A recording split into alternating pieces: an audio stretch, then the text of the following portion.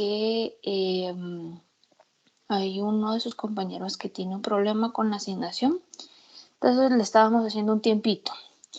Y bueno, antes que se me olvide, o no sé si ya se los dije alguna vez, que por lo menos en mis exámenes, ya sea corto o parcial, por lo menos yo no voy a preguntarles a ustedes valores de referencia o rangos de normalidad.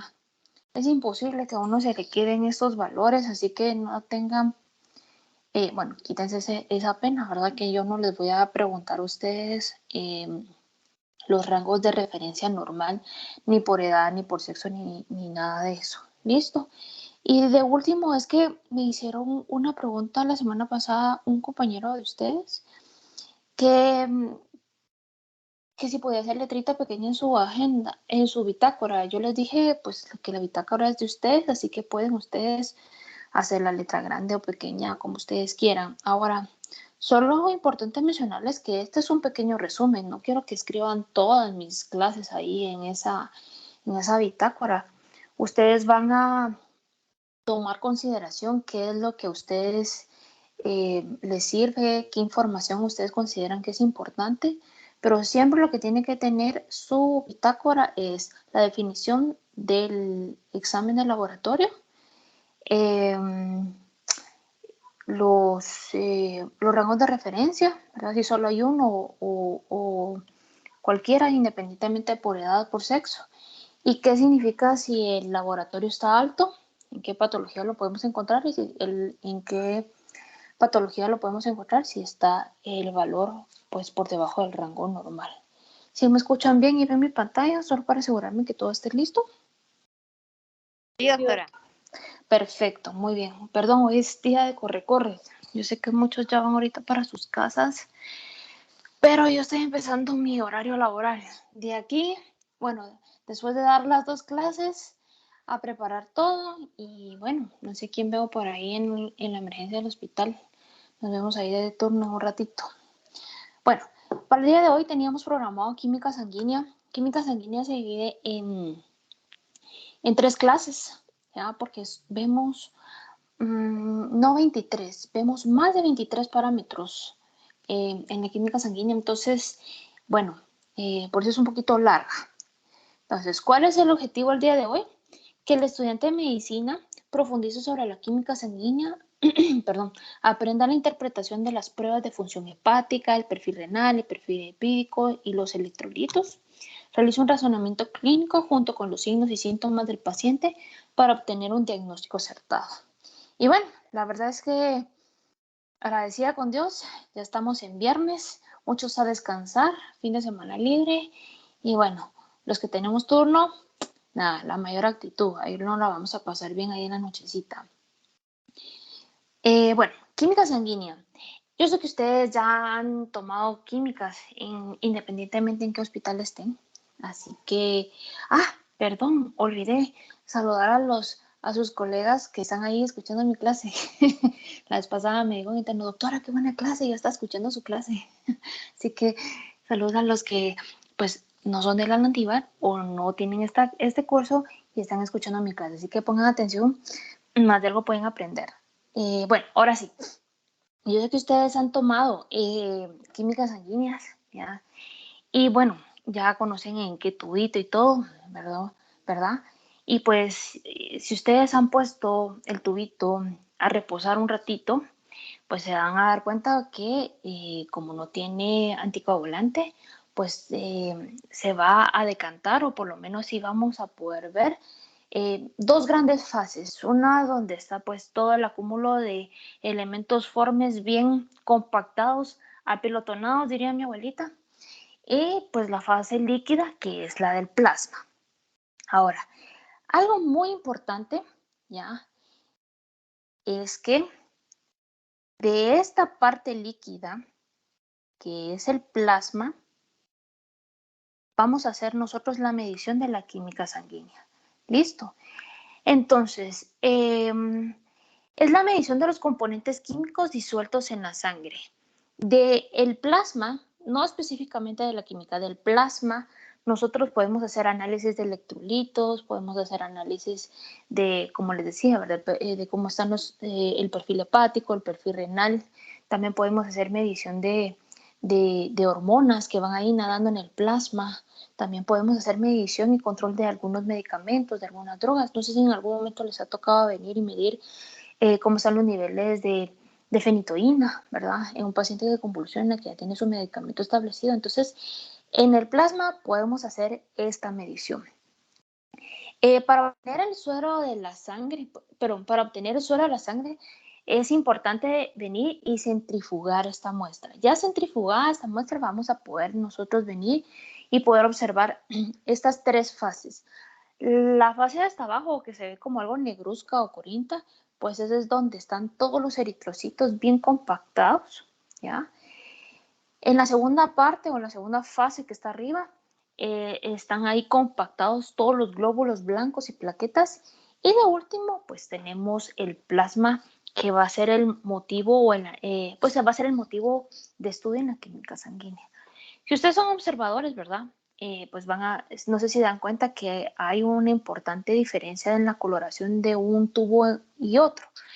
Lo que sucede en ese tubo, que se ve como algo más blancuzco o lechoso, es que este es un suero lipémico. Este es un suero muy, muy característico en los pacientes que tienen colesterol, triglicéridos altos. Solo con esto, pues ya nosotros podemos asumir, ¿ya?, de que el paciente pues tiene un problema en sus grasas en general, ¿verdad? O toca venir y analizar cómo está el HDL, el colesterol, los triglicéridos, ¿verdad? Ya vamos a aprender sobre ello. Bueno, la parte que queda libre de las células, arriba de las células, perdón, es el suero que está disuelto, en donde están disueltos los componentes que analiza la química sanguínea. Ahora, es importante saber para qué vamos a nosotros solicitar una química sanguínea. El lunes pasado le hacía el comentario a sus compañeros, ¿verdad? Bueno, pedir una química de APT, no sé, yo sé que todos no han pasado en el Hospital Roosevelt, pero uno solo pone química y pone APT y pues obviamente ahí le van a venir 23 parámetros. Esto tiene un alto costo, ¿ya? Si nosotros lo hiciéramos en un hospital privado, ¿ya?, esto sale carísimo. Yo quedé pendiente de que me dijeran más o menos cuánto costaba una química de APT en el centro médico, ¿ya? Porque que yo tenga conocimiento, pues más o menos está entre 2.000 y 2.500. Entonces, ¿será que cuando nosotros tengamos nuestra clínica, nuestro paciente podrá realizar una química de APT e ir a pagar más de 2.000 quetzales por este estudio? Y bueno, siempre, ¿verdad? Dejen el costo, ¿verdad? Si no están bien indicados o no los tomamos bajo las circunstancias que corresponde, en lugar de orientarnos, nos va a desorientar, ¿ya? Vamos a ir viendo parámetro por parámetro en qué momento tomarlo, ¿verdad? Así que si no tomamos estas consideraciones, pues vamos a tener resultados anormales que en algún momento pues nos van a marear, ¿verdad? Es importante saber cuáles son las indicaciones, ¿verdad? En este caso, pues una química nos ayuda a confirmar un diagnóstico en un paciente con síntomas de cierta enfermedad.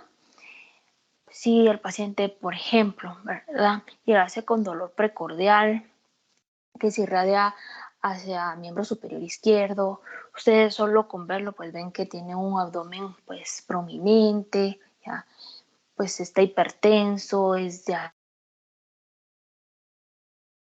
diabetes, pues a colocarle el EKG, porque esto podría ser un infarto agudo del miocardio hasta que no se demuestre lo contrario, ¿verdad? Obviamente no lo va a confirmar pues el aumento de las enzimas cardíacas, la alteración a nivel electrocardiográfico, ¿verdad?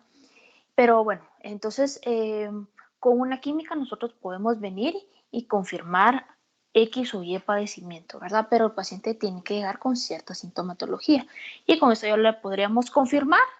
Y si no le pudiésemos confirmar, por lo menos nos orienta Y puede ser que a partir de ahí nosotros tomemos ciertas consideraciones y a partir de ahí tomemos otros estudios más especializados que nos ayuden a confirmar X o Y enfermedad. Para controlar la respuesta al tratamiento de la enfermedad.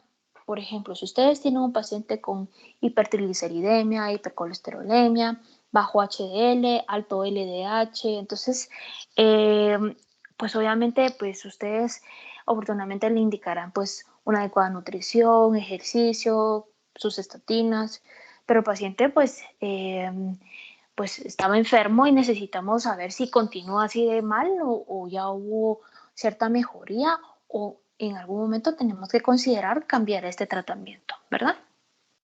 Para el diagnóstico precoz en personas que no presentan síntomas, pero pueden tener algún factor de riesgo para diferentes enfermedades. Ojalá que todos los pacientes llegaran para hacerse un cribado general de la salud, ¿verdad? Ojalá que vinieran todos los pacientes semestralmente o anualmente, pues para saber cómo están y que no llegasen con aquella cantidad de signos y síntomas que uno ya no sabe por dónde empezar.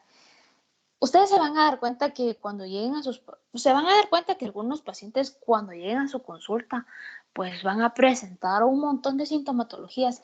Doctora, fíjese que se me está cayendo el pelo, fíjese que estoy teniendo problemas un poquito con mi visión.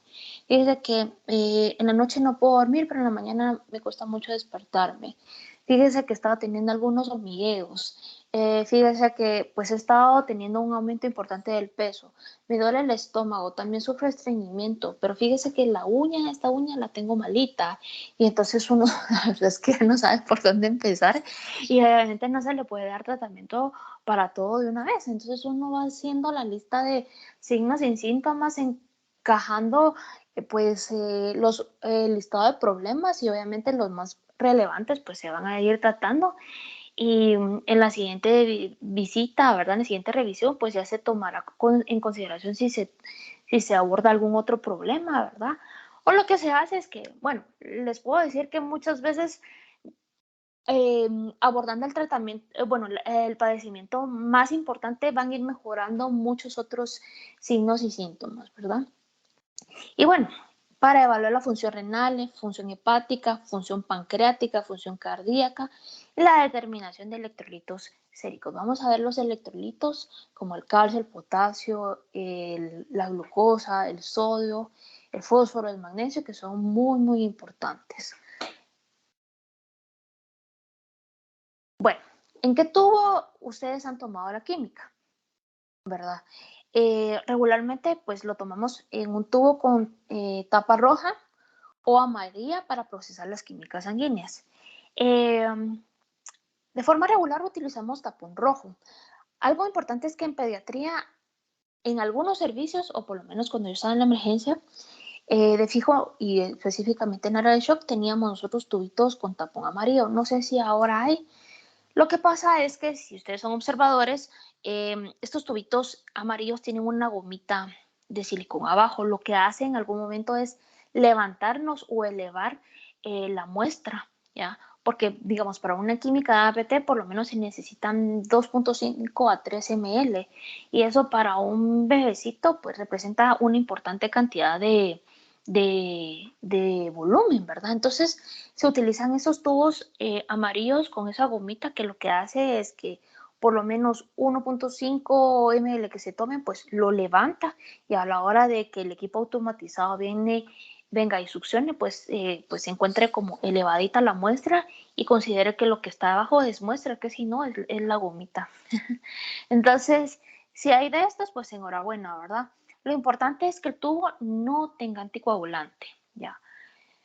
Es importante que nosotros nos organicemos y sepamos qué muestras vamos a tomar. Por ejemplo, ¿verdad? Si ustedes van a tomar un hemato, una química, unos tiempos y bla, bla, bla, pues obviamente se tiene que ir uno de primero a tomar los tubos que necesitan anticoagulación. Por ejemplo, el de tiempos y la hematología.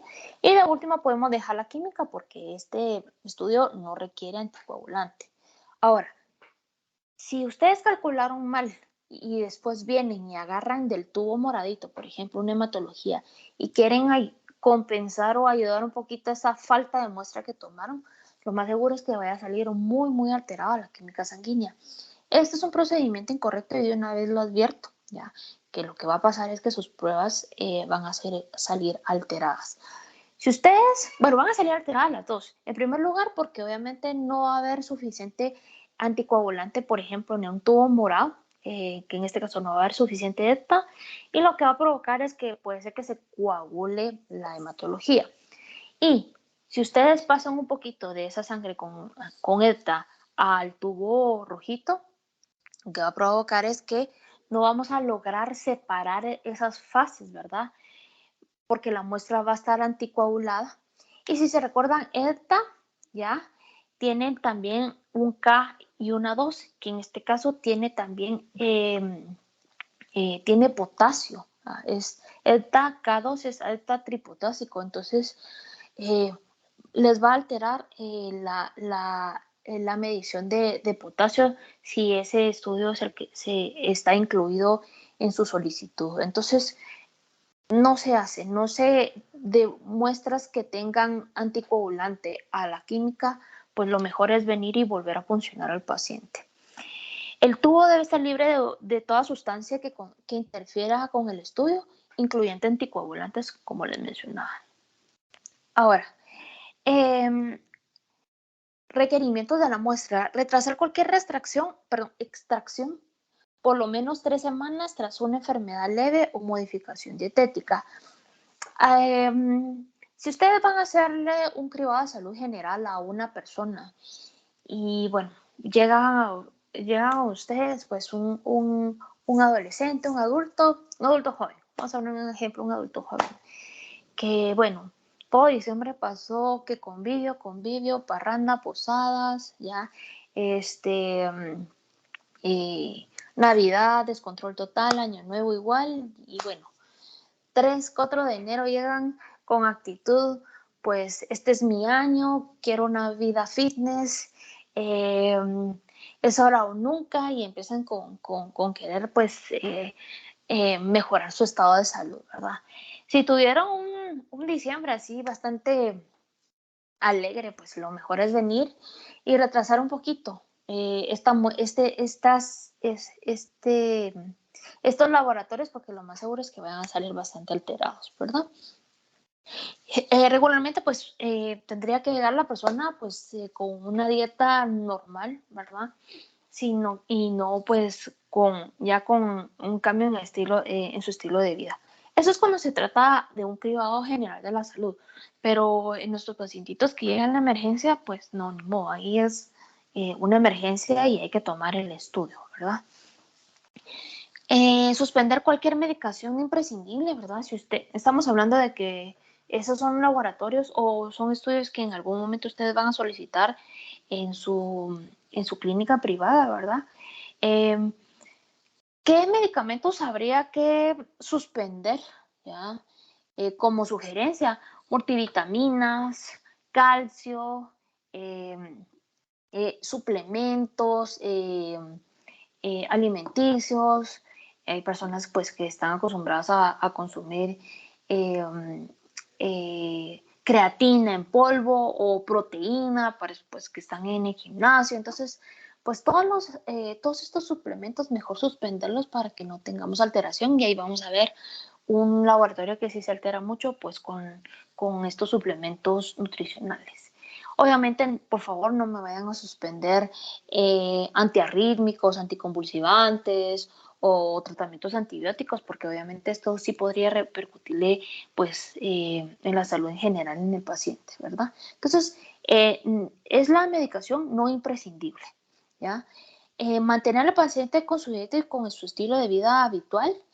Es importante no consumir 72 horas, no consumir alcohol 72 horas antes, y específicamente para el PL, que significa ahí perfil lipídico, se requiere mínimo 12, omitan el 10, mínimo 12, de preferencia 14 horas de ayuno. Si ustedes quieren realmente saber cómo está el perfil lipídico de su paciente, es importante que cumpla mínimo 12 horas, de preferencia 14 horas de ayuno. Entonces, Ustedes le van a decir, por favor, hoy en la noche, cene a las 5, por favor, algo ligero, ¿ya? Y pues mañana se presenta a las 7 de la mañana en el laboratorio para hacerle su control de lípidos. No ingiera ni líquidos ni nada durante toda la noche, ¿ya? Y siempre después de la toma, pues no realizar ejercicio intenso.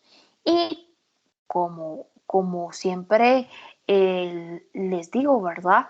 Pues es importante, uno, ¿verdad? Que ustedes tengan todo el equipo para realizar la punción. Dos, cuiden su bioseguridad.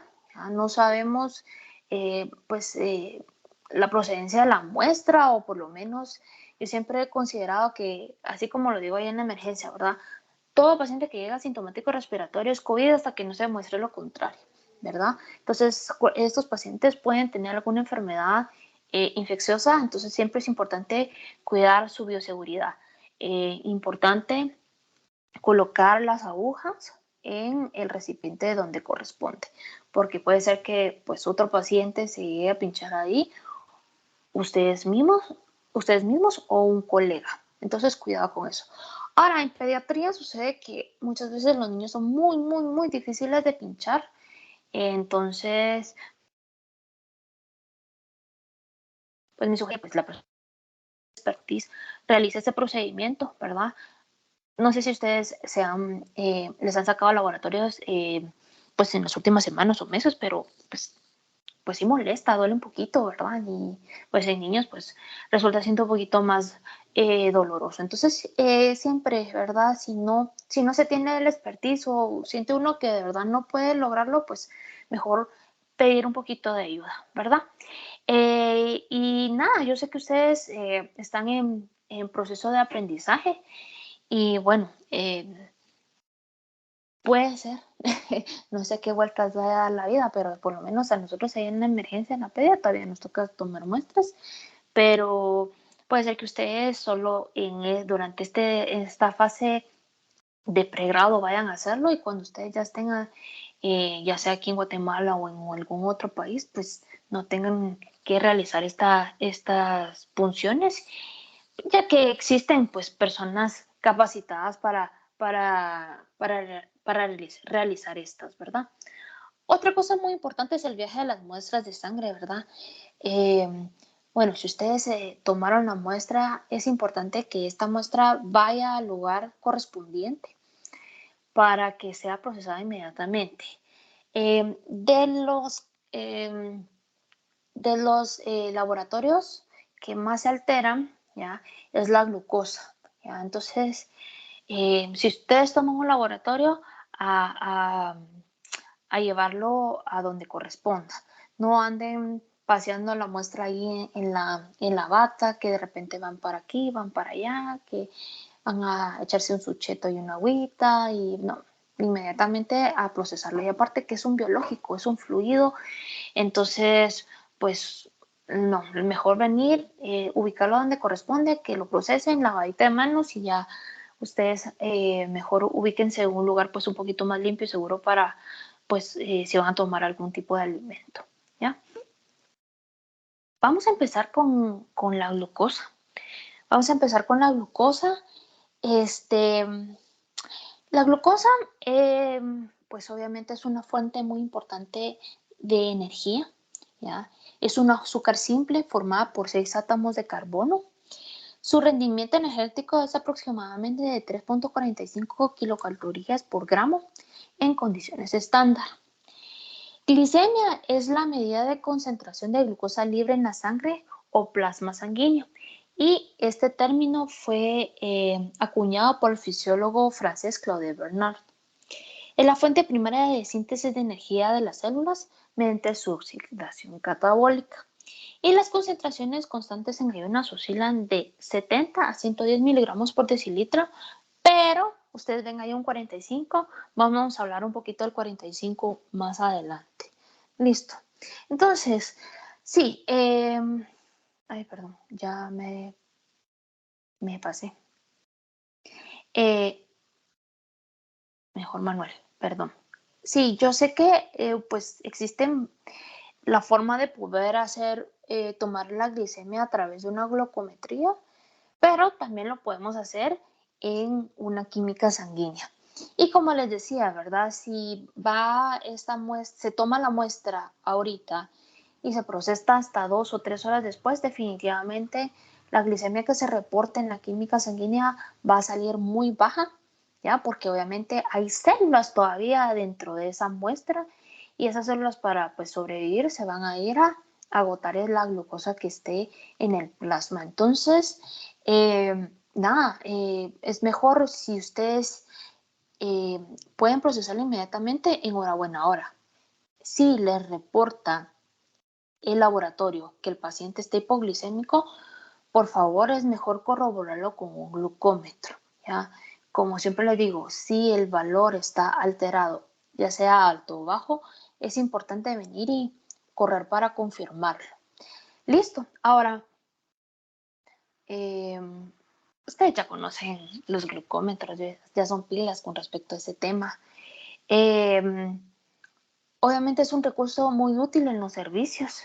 Y bueno, cuando yo pasé de externo, incluso todavía, todavía de jefe, pues enfermería es muy cuidadoso con el glucómetro y bueno, hay que dejar ahí pues la licencia, el DPI, una carta, de todo para que nos presten el glucómetro y bueno, si no aparece el glucómetro, se vuelve la de San Quintín. Así que cuidado con este Tamagotchi. No sé si ustedes conocieron un Tamagotchi, pero bueno, este era un Tamagotchi. Eh, Ese era mi Tamagotchi de la infancia. Era pues un huevito que había que andar cuidando un animalito ahí. Yo nunca tuve, mis amigas sí tuvieron un Tamagotchi, pero eh, ahora pues el Tamagotchi y la vejez es el glucómetro, ¿verdad? Y bueno, si perdón, aquí la imagen está al revés, pero si el glucómetro les está diciendo hay una H y una I, no es que se esté presentando o les esté dando la bienvenida, sino que pues el paciente está súper archi mega contra hiperglicémico y bueno, hay que tomar acciones oportunas. Ahora, la glucosa, voy a empezar aquí. La glucosa es muy importante ya que por lo menos así como dice aquí, pues la glucosa, pues el cerebro necesita de esta fuente de energía, ¿ya? Para su funcionamiento, ¿ya? Entonces, cuando nosotros venimos y nos alimentamos, así como me imagino que algunos de ustedes están ahorita aprovechando en almorzar mientras está escuchándome, ¿verdad? Pues obviamente estos azúcares pasan del intestino a los vasos, pero pues dependiendo, ¿verdad? El cuerpo va a determinar cómo está la glicemia y bueno, si aumenta la glucosa en la sangre, pues son las células betas las que va a venir y se van a activar a nivel del páncreas. Y estas van a venir y van a producir insulina y pues eh, la van a vertir a los vasos sanguíneos. Es importante mencionar que pues la glucosa no anda solita, sino anda siempre pues junto con la insulina, ¿ya? Y pues la insulina pues la va a ir a colocar así van de la manita, van así, glucosa y insulina van así de la manita, eh, van a ir a los órganos pues diana, ¿verdad? A lo que es el hígado, el tejido graso, eh, eh, en este caso específicamente al adipocito y al músculo, ¿verdad? Dependiendo cuáles sean las necesidades, ¿verdad? El único lugar donde no necesita con transportador y la glucosa entra libremente, como les decía, es el cerebro. Entonces tenemos este órgano muy, muy importante, ¿verdad? Que es el que va a estar activo dependiendo si las concentraciones de glucosa están altas o están bajas. Si están altas, como les decía con anterioridad, pues son las células beta las que se van a ver activadas, ¿ya? Estas células beta van a segregar o secretar insulina y las células toman la glucosa de la sangre y obviamente pues va a ayudar a restablecer los niveles normales de glucosa en la sangre. Pero pues como todo órgano pues tiene su forma contrarreguladora, ¿verdad? En este caso, si el nivel de glucosa está bajo, pues son las células alfa las que se van a activar y pues estas van a secretar glucagón, que es la hormona contrarreguladora, ¿ya? A la insulina. Y en este caso le van a solicitar que pues el hígado descargue glucosa a la sangre porque hay necesidad. Ahora, importante mencionar aquí que la hipoglicemia es una emergencia, ¿ya? Como lo vamos a ver más adelante, la hipoglicemia puede llegar a provocar que el paciente convulsione y hasta incluso llegar a quedar en coma, ¿ya? Entonces, si el paciente está hipoglicémico, este sí es una urgencia y hay que correr a colocar pues una solución dextrosada. Ahora, la hiperglicemia sí sí hay que tomar acciones, pero pues obviamente no tan rápidas como una hipoglicemia. Si no, pues vean ahí a los diabéticos, andan ahí con glucómetros en high y andan paseando felices por la vida. Entonces, bueno, eh, siempre, ¿verdad? En mis clases recordando, ¿verdad? Vamos a ver definiciones, vamos a ver un poquito algunas cosas extras y vamos a ver qué causas por lo cual esté bajo el laboratorio o por lo cual esté alto el laboratorio. Entonces ahorita nos vamos a ir a hiperglicemia. Existe una hiperglicemia fisiológica que es transitoria cuando hay cuadros de ansiedad, ejercicio intenso o durante la menstruación. Obviamente, como lo dice la palabra, es transitoria, ¿ya? Ni nosotros las mujeres estamos en una situación de menstruación perenne, ¿ya? Y pues obviamente pues en cuadros de ansiedad podrían ustedes encontrar esta hiperglicemia transitoria. Ahora, también podemos encontrar esta hiperglicemia en cuadros de estrés.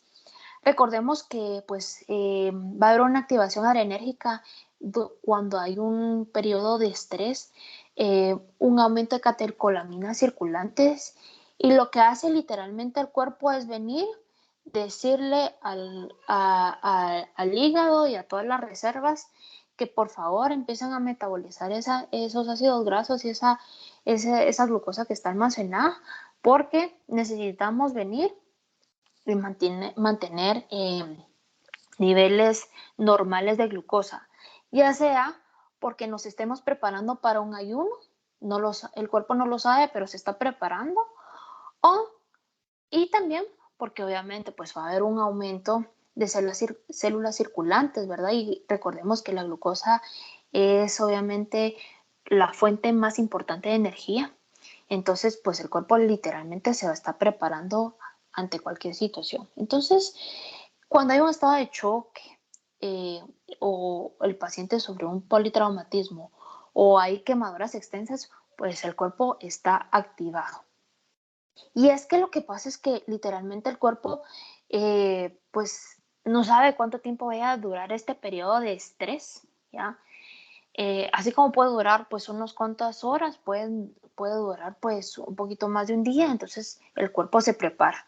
Y es por eso que en este caso las reservas vienen a ser muy importantes. Por eso lo que quiero decirles aquí es que, ay no, dice la doctora que tenemos que estar reservados ante cualquier emergencia, pero pues para eso tenemos pues el tejido adiposo que se haría cargo de sopesar esta necesidad. Y es que lo que pasa es que, les pongo un ejemplo, ¿verdad? No sé si ustedes de repente han estado en un periodo de estrés, ¿ya? Donde si tenían ganas de ir al baño, se fueron las ganas de ir al baño, si tenían hambre, se fueron las ganas de ir al hambre, y si tenían sed, pues también se olvidaron un poquito porque su cuerpo está atento, ¿verdad? Hay aumento del tamaño de la pupila, se agudiza la visión, se agudiza la audición, incluso hay un poquito de taquicardia, un poquito de taquinea, hasta uno anda sudoroso cuando hay un proceso de estrés. Ya después de que sale de ese periodo de estrés, literalmente uno hasta como respira profundo, se encuentra hasta uno más tranquilo, ya regresa pues el hambre que estaba ahí por ahí perdido, igual aumenta la sed, pero en periodos de estrés, ahí sí que las ganas de ir al baño, el sueño hasta incluso, ¿verdad? El hambre pues espera un ratito, ¿verdad? Bueno, ahora, la glicemia en ayunas para un adulto va de 100 a 125 miligramos por decilitro. Este es el rango normal, ¿ya? Y las glicemias postprandiales, o sea, después de comer, tendrían que estar entre 140 y 200 miligramos por decilitro.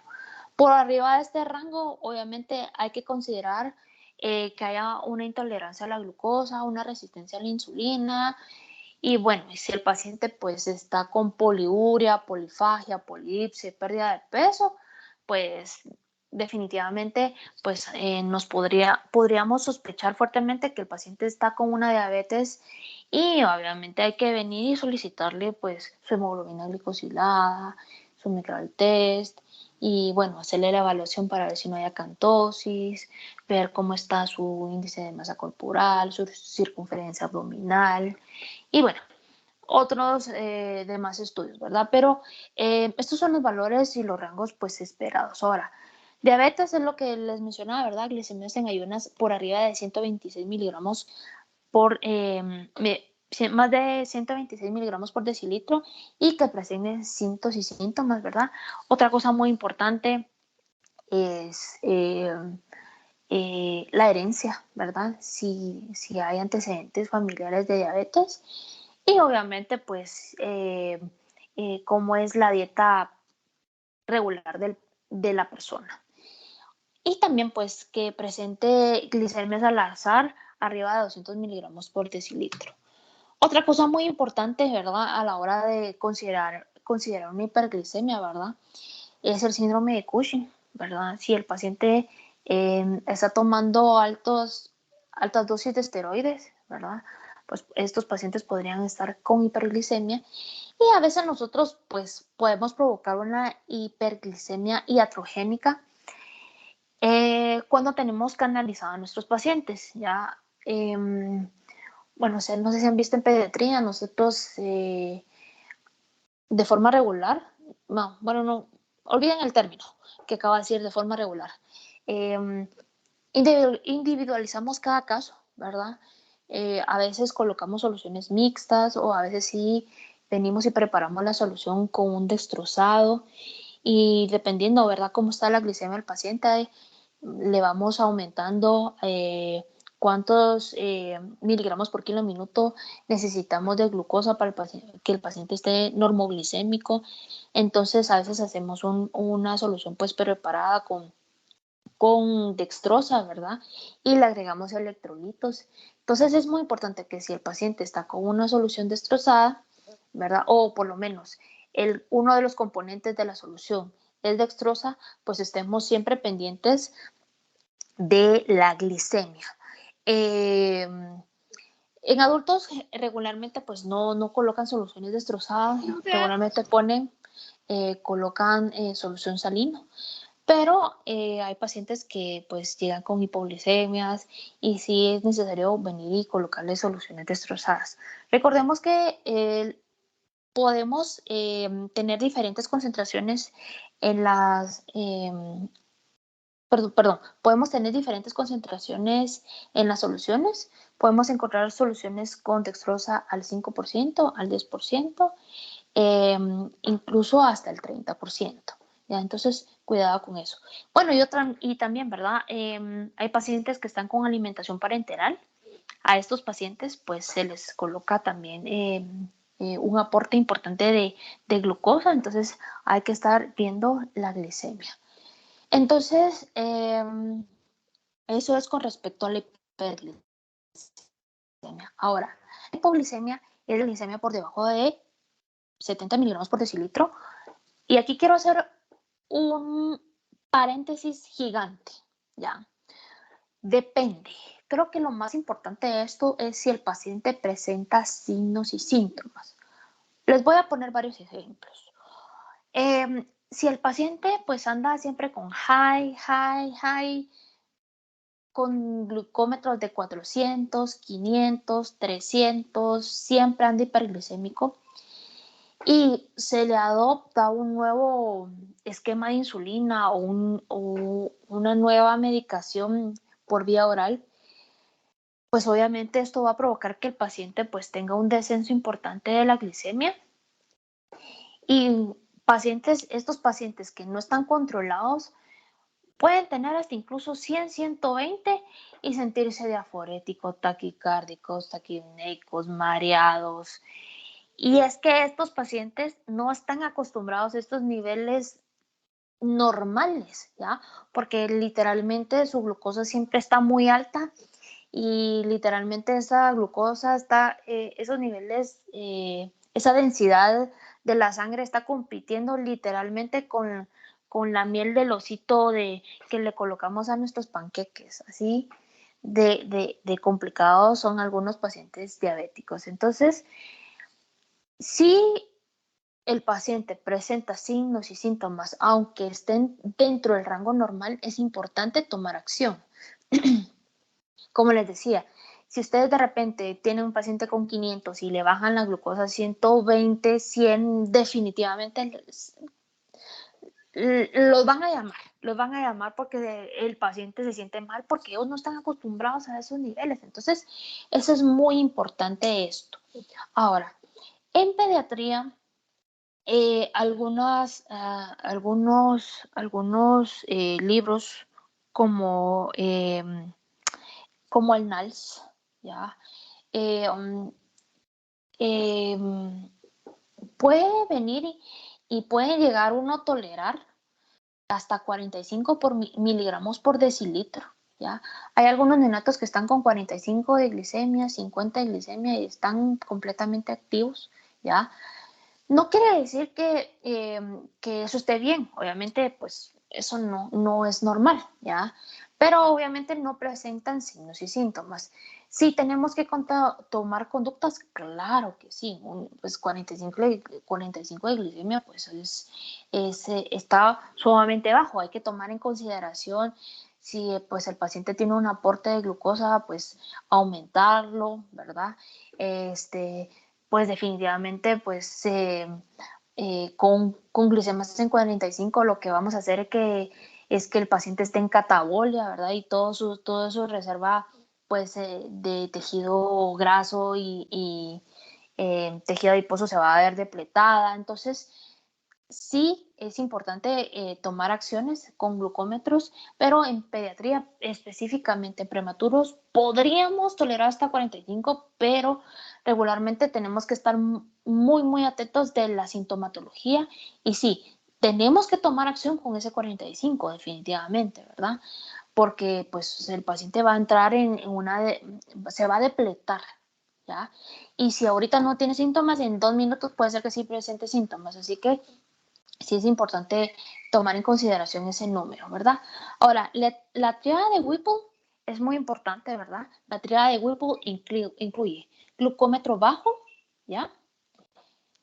Que el paciente presente signos y síntomas, ¿ya? Ahorita vamos a ver los signos y los síntomas, les tengo una tablita, y que a la hora de ustedes venir y darle el aporte de glucosa, mejoren estos signos y los síntomas, ¿ya? Obviamente, si ustedes están en un ambiente intrahospitalario, pues obviamente hay que venir y hay que administrar eh, una solución dextrosada, ¿verdad? Regularmente lo hacemos con dextrosa al 10%, ¿ya? Si el paciente pues no tiene un acceso periférico, o sea, no tiene una vía periférica, pues se le puede dar medio vasito de leche, ¿verdad? Eh, Obviamente pues no vamos a ir corriendo a comprar una coquita y darle la coquita, eso sí no, ¿verdad? Pero cuando estemos en un ambiente extrahospitalario, pues podríamos considerar utilizar algún jugo natural o lo más natural. Definitivamente Coquita, Pepsi, pues no está entre mis mejores opciones, pero pues lo importante es mejorar la sintomatología. Pero esa es la tríada de Whipple. Ahora, ¿qué pasa en el paciente diabético no controlado? Pues sucede que, bueno, ya vamos a ver hemoglobina glicosilada, que va a ser nuestro aliado, ¿verdad? Que nos va a dar un promedio de cómo está la glicemia 3 meses antes, ¿verdad? Esa glicemia en ayunas. Pero sucede que estos diabéticos, pues ya saben que por lo menos la otra semana van a tener cita con ustedes. Días antes empiezan con ejercicio, dieta, agüita pura, desayuno y almuerzo light, ¿verdad? A tomarse su medicamento de forma correcta. Hasta incluso algunos tienen y se automedican un poquito más de insulina, un poquito más de esta pastillita o se vienen y se colocan otra. Entonces, para que cuando ustedes lleguen, el paciente con su glucómetro preprandial nítido. Pero obviamente nosotros, como ya conocemos la hemoglobina glicosilada, pues lo que le vamos a pedir al paciente es su hemoglobina glicosilada. Pero a lo que voy es que si el paciente tiene hiperglicemias, hipoglicemias, hiperglicemias, hipoglicemias, definitivamente no está siendo bien controlado y necesitamos el apoyo del endocrinólogo para tomar las mejores decisiones, desde cambiar la medicación, cambiar incluso el esquema de insulina, ver qué está pasando con la dieta, ya que si está haciendo un ejercicio, pero siempre con el apoyo del especialista o su especialista para tomar las decisiones con respecto si hay que hacer algún cambio en la medicación. Nunca se hacen solos, ¿ya? Ahora, el hiperinsulinismo también nos podría causar hiperglicemia, ya sea porque hay un insulinoma, que es un tumor de las células, pues va a estar aumentando los niveles de insulina y por lo tanto bajando los niveles de glucosa. También tenemos la hipoglicemia neonatal. La hipoglicemia neonatal, solo quisiera hacer una mención. Si el paciente pues es un prematurito o incluso el paciente es un bebé a término y está en hipoglicemia, hay que tomar muchas consideraciones, ¿ya? En algunos pacientes con sepsis puede ser la primera manifestación que nosotros podamos identificar, ¿ya?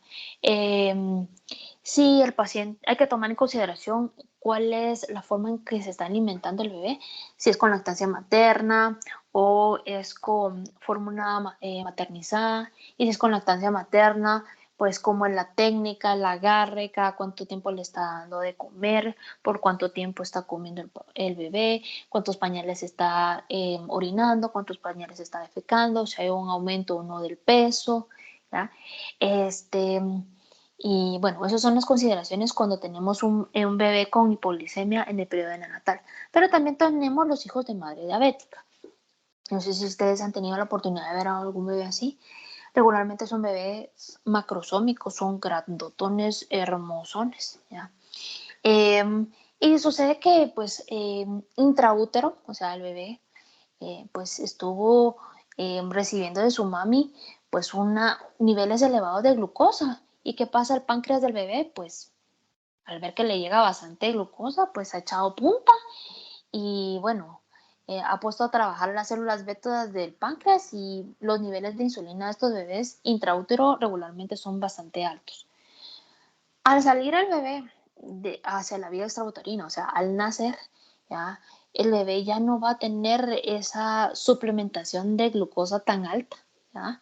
Sino que el bebé pues ahora tiene que amamantarse a través del seno materno o con su pachita, pero el páncreas del bebé ha estado siempre acostumbrado a producir niveles altos de insulina y ya cuando contrarregulamos los niveles altos de insulina que el bebé estaba acostumbrado a manejar versus el aporte que está teniendo ahorita el bebé, pues obviamente esto hace que el bebé entre en hipoglicemia. Entonces, si es hijo de madre diabética, es importante que estemos pendiente de esos glucómetros, ¿ya? Y pues en periodo de sepsis, ¿verdad? Hay no solo se puede estar limitada el aporte enteral, ya en cuadros de sepsis, ya que nosotros como pediatras decidamos dejar al paciente pues en nada peor, sino también pues, pues hay un aumento del metabolismo en general, todas las células activadas,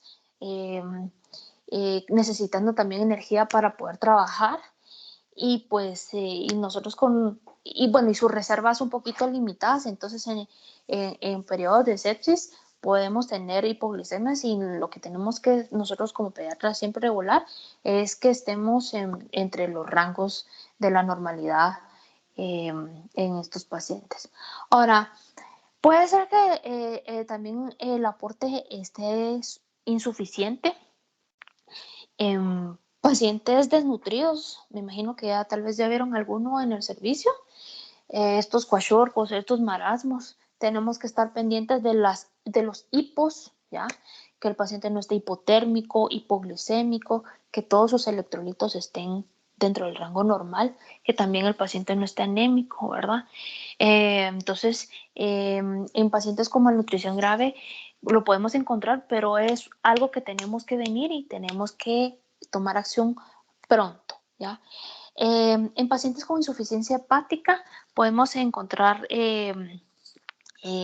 hipoglicemia, ¿verdad? En pacientes con fallo hepático, así que estos pacientes siempre tienen que tener un aporte extra, ya sea por vía enteral o vía parenteral. Y pues en pacientes con ingesta abundante de alcohol por inhibición de gluconeogénesis. Algo muy importante también es que hay personas que se someten a dietas bastante estrictas con restricción de carbohidratos, ¿ya? Entonces es muy importante también la nutrición, independientemente de la edad, ¿verdad? Entonces, si el paciente se sometió a una dieta pues, para bajar de peso, es importante estar cuidando de su glicemia y también existen desórdenes en la alimentación, lo que es la bulimia y la anorexia en estos pacientes. Podemos encontrar hipoglicemia, ¿verdad? Dificultad a la termorregulación y pues tenemos que estar pendiente de su glucosa. Ahora, bueno, vamos a tener una clase de hemoglobina glicosilada, ¿verdad?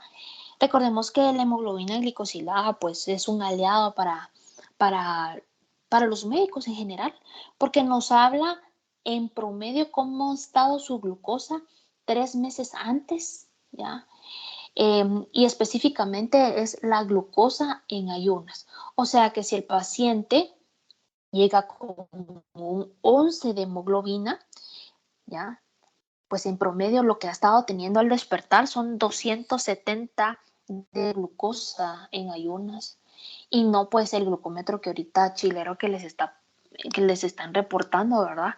Porque puede ser que pues el paciente un día antes sí ha hecho bien su dietita. Entonces, la hemoglobina glicosilada literalmente nos llega a desenmascarar cómo ha estado el paciente, ¿ya? Entonces, vamos a ver pues este estudio más adelante. Y bueno, lamentablemente aquí en Guatemala tenemos dos grandes pandemias nutricionales, desde personas que literalmente no tienen acceso a alimentos de calidad. Es por eso que vemos mucha desnutrición. Desnutrición, no solo desnutrición infantil, personas incluso en edad adulta completamente pues depletados y desnutridos, ¿ya? Bueno, la verdad es que cuando hablamos de desnutrición es un problema multifactorial. Y pues la otra gran pandemia que tenemos a nivel pues como país y que viene en aumento, ¿verdad? Es personas pues obesas, ¿verdad? Entonces, como pediatra siempre es importante pues estar pendiente de la nutrición del niño, ¿verdad? Ni la obesidad es buena, pero ni la desnutrición es también buena, ¿verdad?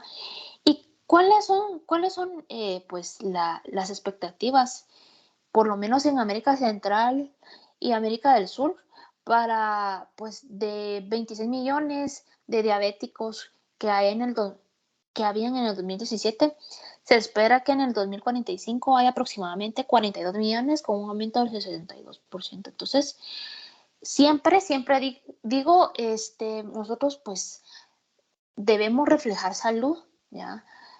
Nosotros no podemos venir y pues decirle a la persona, haga, deshaga, venga, suba, vuelva, cuando nosotros tal vez no estamos reflejando eso pues, en nuestra vida, ¿verdad? Entonces es muy difícil pues que una persona pues haga dieta, ejercicio y todo cuando pues no le estamos dando todas las herramientas y cuando también nosotros ni nosotros mismos lo podemos hacer, ¿ya? Entonces, mi sugerencia siempre, ¿verdad? Empezar desde temprano, ¿verdad?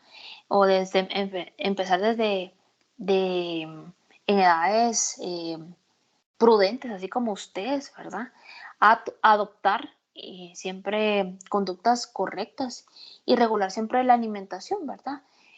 Cuántas coquitas estamos tomando y las chelitas del viernes, ¿verdad? Las grasas. Sé que es muy difícil hacer ejercicio estando pues en pregrado y en el posgrado, es muy difícil, ¿verdad? Pero si tal vez no podemos hacer ejercicio, pues regulemos un poquito la dieta. ¿Listo?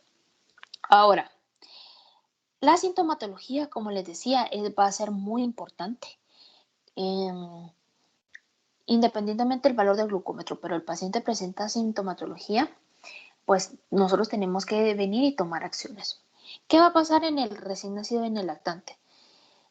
Incluso esos periodos de apnea que presenta el neonatito, ¿verdad? Esos periodos de cianosis, de palidez, eh, la irritabilidad que pueda tener, la sudoración excesiva, que no termorregule y que esté hipotérmico, que esté pues con un llanto inconsolable y que hasta incluso se oponga a poder alimentarse correctamente, que presenten temblores, somnolencia, taquipnea, taquicardia e incluso las convulsiones pueden llegar a ser signos y síntomas de hipoglucemia. O sea que si ustedes tienen el pacientito así, es un neonatito, es importante que entre todos los cribados que le vayamos a hacer, ¿verdad? Entre sus cultivos, entre su hematología, también corramos a hacerle un glucómetro. Ahora, en niños, adolescentes, incluso adultos, pues podemos incluir todos estos síntomas. No sé si ustedes han tenido pues algún periodo de hipoglicemia, ¿verdad? Pero pues uno se pone sudoroso, diaforético, pálido, empieza a, a faltarle el aire, uno se pone taquicárdico, este,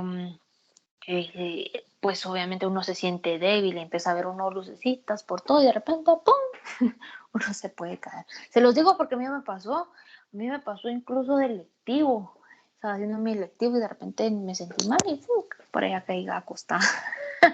No les digo por dónde, pero así me pasó. Entonces, siempre es importante, pues, desayunar. No, me voy a pasar ahora en mi actitud como mamá. Es importante desayunar. Yo sé que muchos se levantan muy temprano para poder conseguir parqueo y llegar temprano al hospital. Pero mi mamá siempre me decía, bueno, ¿qué tenemos asegurado? El desayuno. ¿Qué pueda pasar en el almuerzo? Eso sí, ya no puedo controlarlo porque no estoy con usted. Y la cena, pues, depende si hay turno o no. Entonces, siempre traten de desayunar porque pueden venir días duros donde uno no ya ni puede comer o hasta que regresa uno del hospital puede comer, así que aprovechen las oportunidades para poder eh, alimentarse. También, ¿qué otros síntomas puede tener una persona? Pues puede presentarse cefalea. Incluso yo tengo 13 triggers de migraña, 13 documentados. Y el no comer a mis horas, ¿ya? O estar deshidratada puede llegar a ser triggers para migraña. Entonces, si están presentando cefalea, vigilen glucosa. La persona puede llegar a presentar trastornos visuales, letargia.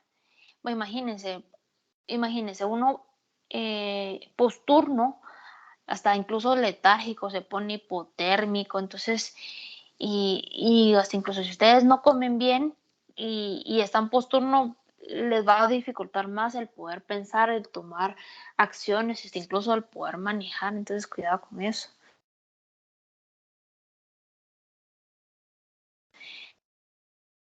Ya desayunaron. Yo cuando estaba en mi servicio nos poníamos pilas y sacábamos todo y teníamos un pequeño espacito para poder comer, porque es importante comer. Entonces, incluso cambios de la personalidad podemos llegar a presentar. El eslogan de Snickers me encanta porque dice, no eres tú cuando tienes hambre. Definitivamente uno se siente irritable, cansado, hasta cualquier cosa que le digan a uno, pues uno se ofende, le cae mal. Coman, hasta van a percibir olor a rosas, hasta se van a poner felices. Entonces, importante eso, ¿verdad? Y sí, una persona puede llegar hasta presentar convulsiones, daño mental y neurológico permanente. Entonces, nada, si se ponen malos, a comer, ¿verdad? Pero coquita, consideren otras opciones. Listo. Bueno, vamos a ver ahora la función renal. La creatinina, ¿ya?, es el producto resultante del catabolismo de la creatina muscular. Vamos a irnos por acá. Entonces, tenemos el músculo contrayéndose y relajándose. De ahí va a derivar la creatina. Y de la creatina va a derivar la creatinina. ¡Listo! Se elimina casi en su totalidad por el riñón y no sufre reabsorción tubular. O sea que tenemos al músculo contrayéndose, relajándose, va a secretar creatinina, de la creatinina se va a transformar de la creatina se va a transformar a creatinina y pues esta va a ir circulando en el plasma. Cuando llegue el riñón no la va a absorber en toda esta cantidad de toboganes que suben y bajan, conocido como túbulos. Entonces ahí no se va a absorber, sino que literalmente la va a excretar a través de la orina. Entonces, lo que nos dice la creatinina, lo que nos va a hablar es de este equilibrio.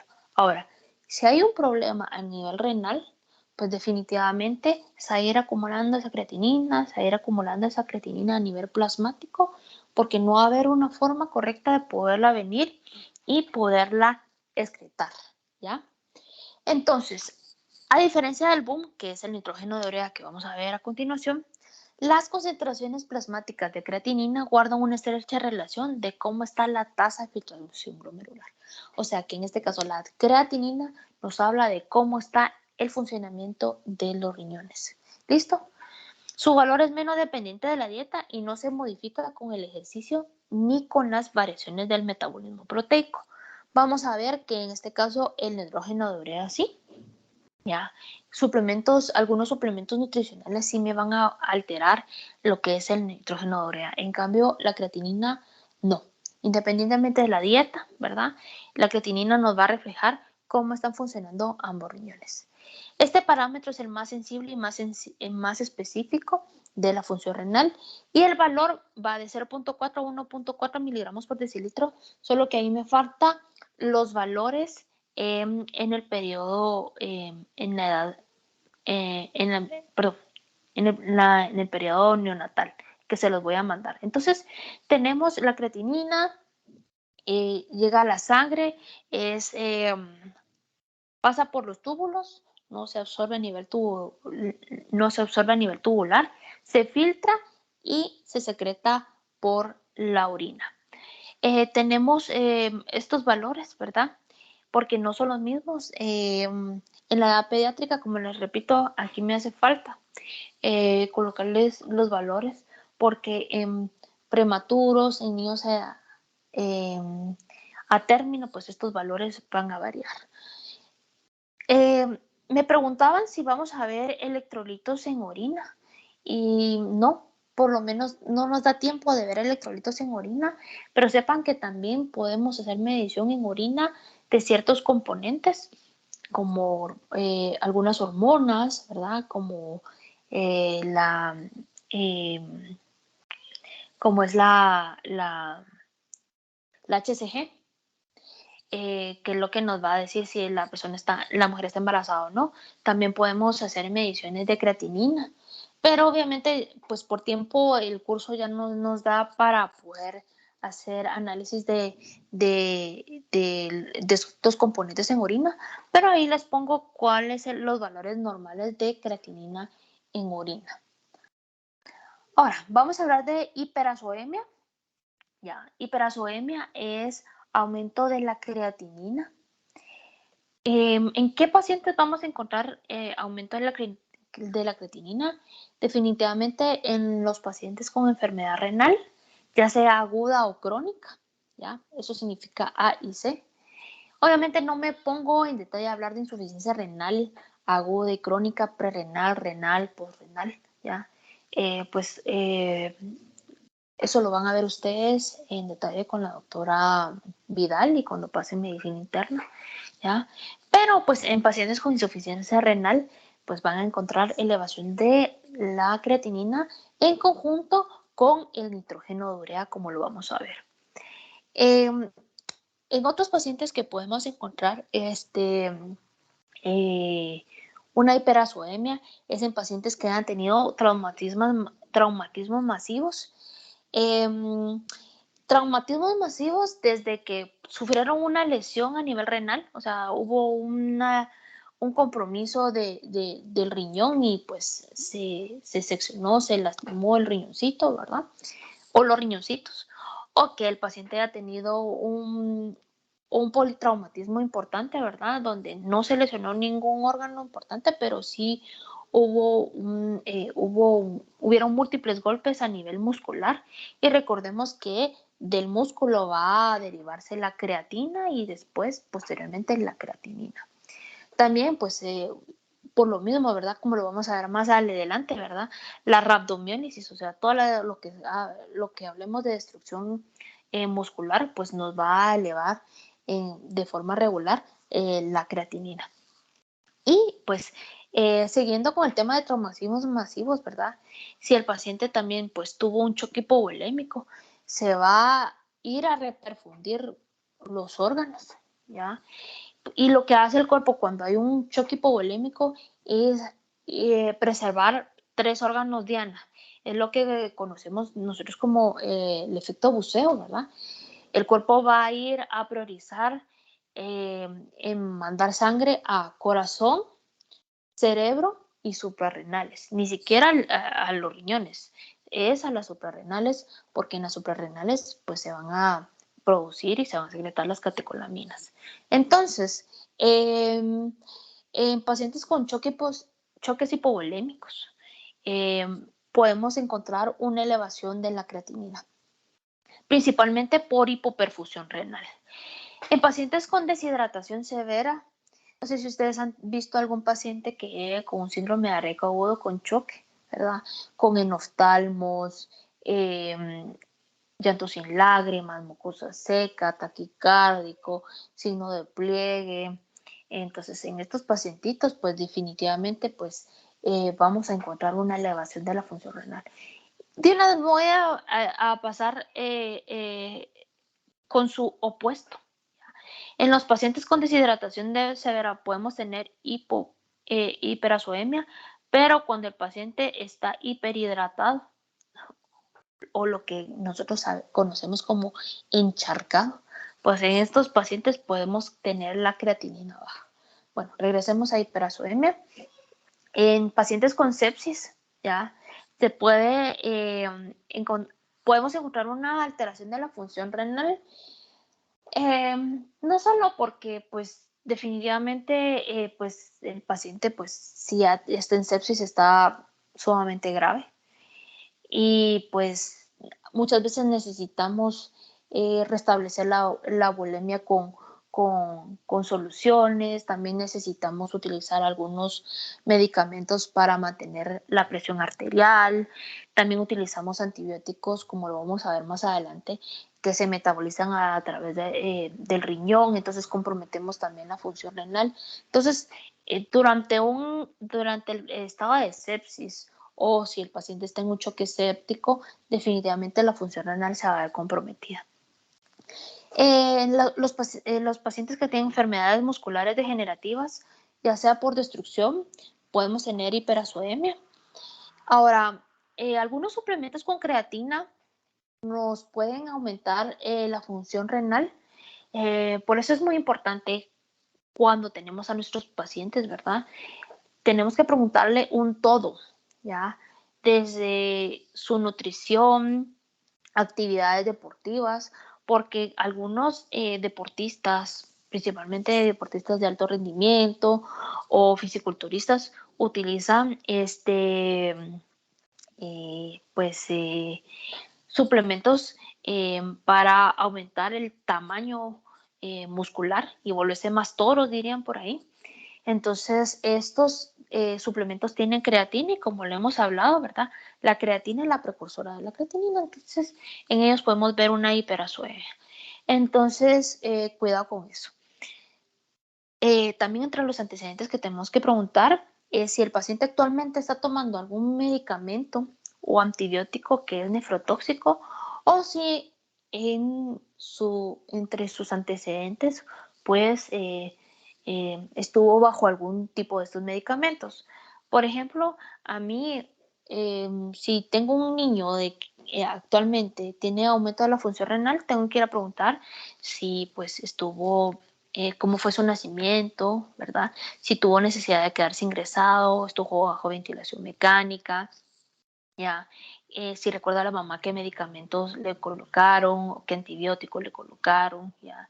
Si se identificó alguna bacteria o no, incluso si hubo necesidad de colocarle algún catéter, en donde lo tuvo colocado, porque ya lo vamos a ver, los catéteres a nivel neonatal pues se colocan principalmente a nivel umbilical y si no está bien colocado pues podríamos comprometer mucho la función hepática. Entonces, todos esos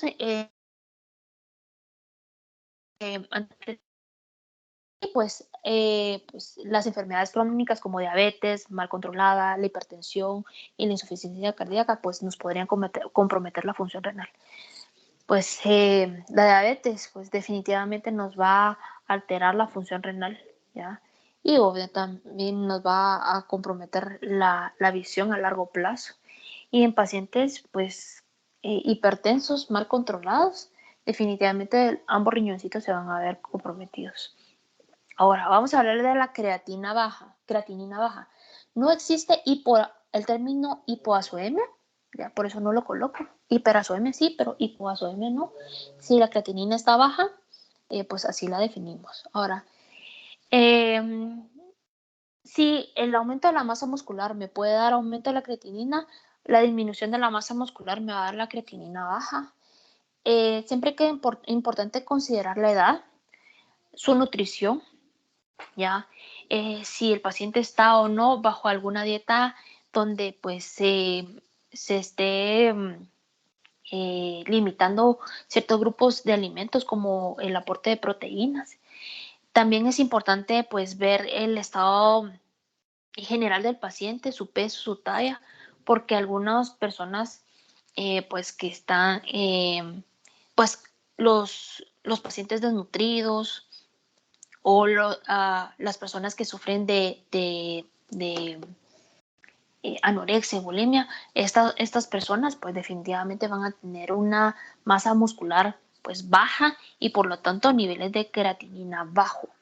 Eh, otros pacientes que también pueden sufrir de esto son los pacientes crónicos que llevan meses ahí en el hospital, que incluso pues no tienen buena movilización, ¿verdad? No tienen pues una estimulación a nivel muscular, no se les hace terapia. Entonces, todos esos pacientitos crónicos, ¿verdad? Poco a poco van perdiendo pues esta masa muscular y pues por lo tanto pues su creatinina. Incluso ahorita recuerdo otro ejemplo, ¿verdad? En la tercera edad o por lo menos las personas ya eh, adultas, ya nuestros viejitos, ¿verdad? No sé si ustedes han visto que ya pues ya se les ve pues más delgaditos, ¿verdad? En ellos, ¿verdad? Pues por falta de ejercicio, porque literalmente si el músculo no se pone en acción, pues obviamente se va a ir hipertrofiado, se van a ir disminuyendo en tamaño. Así que en nuestros pacientitos adultos, en nuestros pacientitos ya viejitos podríamos encontrar la creatinina baja. En pacientes con enfermedad hepática grave también lo podemos encontrar. En el embarazo, en el embarazo se da que hay un aumento del flujo sanguíneo, ya hay una hiperfiltración a nivel renal y entonces esos son dos motivos importantes por lo cual la creatinina puede estar baja. En miastenia gravis también y en estados de hiperhidratación. Ahora, como les mencionaba, ¿verdad? La nutrición y la hidratación es muy importante. Siempre, bueno, desde la pandemia, pues uno ya pues tiene limitada el poder incluso consumir alimentos de forma pues tranquila, incluso en cualquier espacio, porque definitivamente eso significa quitarse la mascarilla. Y muchas veces pasamos hasta 8 o 10 horas con la mascarilla sin hidratarnos. Entonces, nada, cuiden sus riñones, ¿verdad? Y sí, porque pues obviamente, pues, si no les van a dar cálculos renales, ya.